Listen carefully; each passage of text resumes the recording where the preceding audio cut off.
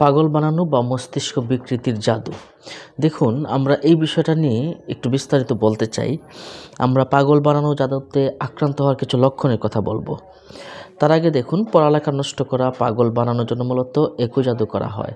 এই জাদুর ক্ষেত্রে প্রায়ই জিনের সাহায্য নেওয়া হয়।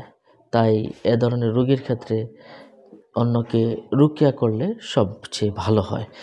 এরপর প্রয়োজন হলে পরিবারের লোকদের তত্ত্বাবধানে রুকিয়া করার পরামর্শ দেওয়া যেতে পারে। তবে সহায়তা করার কাউকে না পেলে নিজেই শুরু করা উচিত।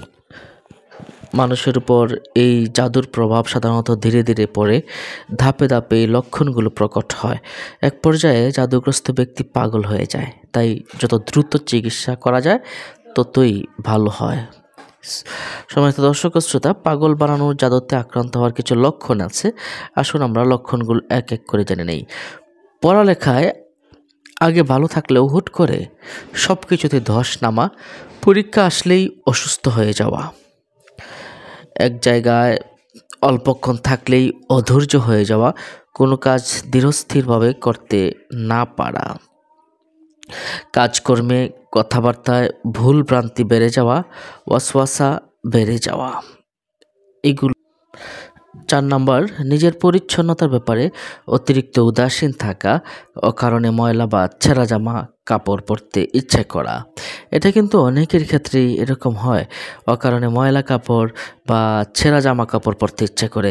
তখন বুঝতে হবে তাকে পাগল করার জাদু করার সম্ভাবনা থাকে। চোখের অবস্থা অস্বাভাবিক ও সুন্দর হয়ে যাওয়া। 6 নম্বর হলো কোনো কারণ ছাড়াই হাঁটতে থাকা, হঠাৎ বাড়ি থেকে বেরিয়ে যাওয়া, অথবা কার্যত এটা না করলেও বারবার এমন ইচ্ছা জাগা যে বাড়ি থেকে বের হয়ে যায়। মাঝে মাঝে একদম পাগলের মতো আচরণ করা। প্রতিদিন বিকেলের পর পূর্ণিমা কিংবা অমাবস্যা রাতে এই কাজগুলো একটু বেশি হতে পারে। ঠিকমতো ঘুমাতে না পারা, সারা রাত ঘুম আসে না, এমনটা যদি হয়। এরপরে ঘুমালেও 9 নাম্বার যেটা বলবো, সামান্য ঘুমালেও ভীতিকর স্বপ্ন দেখা। যখন কিছু ঘুমাচ্ছে তাতেই ভীতিকর স্বপ্ন দেখছে, যেমন কেউ তাকে ধাওয়া করছে, ও দৃশ্য থেকে কেউ ডাকছে, কেউ শরীরে ধরছে, ভয় দেখাচ্ছে। এমনটা হলে একটু ভয়ের কারণ। স্বপ্নে যা দেখে 10 নম্বর যে কথাটা বলবো, এটা জাগ্রত অবস্থায় করতে পারে। এরকম মনে হওয়া কেউ তাকে ডাকছে অথচ অন্যরা কিছু শুনতে পায়নি, অথবা রাতের বেলা একটা স্বপ্ন দেখলো, পরের দিন সেম স্বপ্নের এমন বাস্তব হয়ে গেল। এটাও কিন্তু খুব একটা ভালো লক্ষণ নয়। পাগল হয়ে যাওয়ার মতো কিছু আলামত আছে। এগুলোর পাশাপাশি জিন আক্রান্ত হওয়ার কিছু লক্ষণ, ওয়াসওয়াসা রোগ এবং জাদুর সাধারণ লক্ষণগুলোর সাথে অবস্থার মিল পাওয়া যেতে পারে। সুতরাং এইগুলো থেকে আপনাকে মুক্তি পেতে আপনি কি করবেন? সাধারণ নিয়মে যে রুকিয়া আছে এগুলো শুনবেন। এগুলো শোনার সময় দেখবেন যে চিৎকার বা কান্নাকাটি করতে পারে রোগী, অস্বাভাবিক প্রতিক্রিয়া দেখাতে পারে। তখন এই জন্য আপনি নিজে করার চেয়ে ভালো কোনো রাকি দ্বারা আপনি এটার রুকিয়া করাবেন। আর ইউটিউবে কিন্তু বিভিন্ন রকম ভিডিও পাওয়া যায় যে জাদু থেকে বাঁচার রুকিয়া, এগুলো লেখে যদি আপনি সার্চ দেন তাহলে ইনশাল্লাহ এর সমাধানগুলো পেয়ে যাবেন ইনশাল্লাহ। এগুলো প্রতিদিনই অবশ্যই আমাদের শোনা প্রয়োজন। সম্মানিত দর্শক শ্রোতা, আমল করলে ইনশাল্লাহ এগুলো থেকে মুক্তি পাওয়া যায়।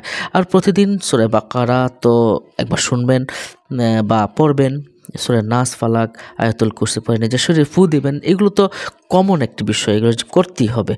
আর জাদু থেকে রক্ষা পাওয়ার জন্য রুকিয়া আপনাকে করাতে হবে। এটা ভালো কোনো রাকিও হতে পারে, নিজে হতে পারে, অথবা অন্য কোনো রাকি যা ভালো মানের কবিরাজ বা রাকি যারা রুকিয়া করে কোরআন আয়াত দ্বারা, তাদের কাছে আপনি এগুলো করাতে পারেন। নিশ্চয়ই আল্লাহ আপনাকে সবাইকে ভালো রাখুন, আমাদের সবাইকে ভালো রাখুন, সুস্থ রাখুন। আসসালামু আলাইকুম ওয়া রাহমাতুল্লাহ।